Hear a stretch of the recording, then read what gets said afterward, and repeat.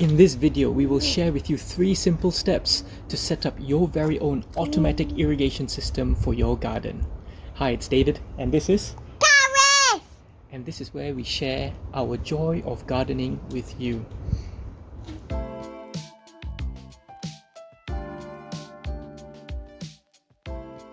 Summer is upon us. Heat waves are here and we're going away on holidays. To save some time and to avoid troubling our neighbors, we have set up our very own automatic irrigation system, and I will run through 3 steps to show you how we did that. At the end of this video, I will also share with you 5 tips and lessons that I have learned, which will hopefully save you time and money. Let's jump into it.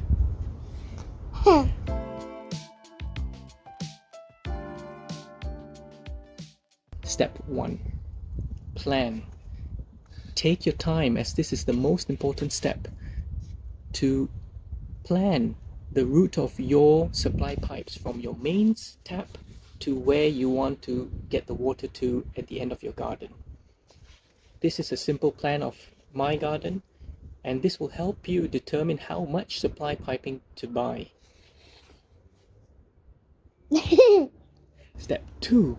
Here are some of the tools and materials that you will need. Let me get the We don't know what he's talking about. The first thing you need is what is this? Stanley scissors. Stanley knife, that's right. Scissors. That's right. Box. This is a water irrigation timer. You will need your 13mm supply hosing, 4mm microtubing, sharp pokey thing, 30mm connectors, some sprinklers, and a dripper. Let's get into it. Okay, let's get into it. Just wait for my daddy.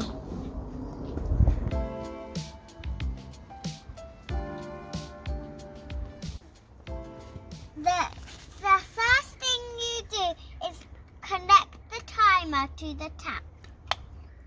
The second thing is connect the hose pipe to the timer and let it go all the way to the garden.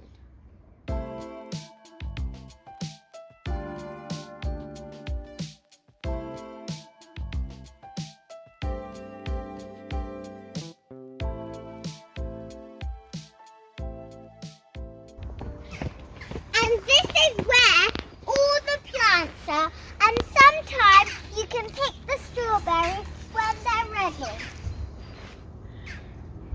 Ooh, this is a nice red one. Pick the ones which are red. We're digressing, Karis. Now that you've got the supply pipe from the tap and the timer all the way to the garden, it's now time to connect your sprinklers and your drip irrigation to wherever you need to. Use this sharp pokey thing, make a little hole, stab in the supply pipe. This is a 4mm microtubing connector. We get the 4mm microtubing, measure the rough length that you need. Always leave a bit longer, you can always trim it. Then we cut it. Look at Daddy. Connect it to this. Connect it to the drip irrigation. And I mainly use the drip irrigators for containers. Like I've got this olive here in this half oak barrel, and you stab it in and there you go. This is a sprinkler directly connected to the supply pipe. And this is a sprinkler connected to the 4mm microtubing system, which you can stretch to wherever you need. Now I'm going to share with you 5 tips and lessons that I've learned. Tip number 1.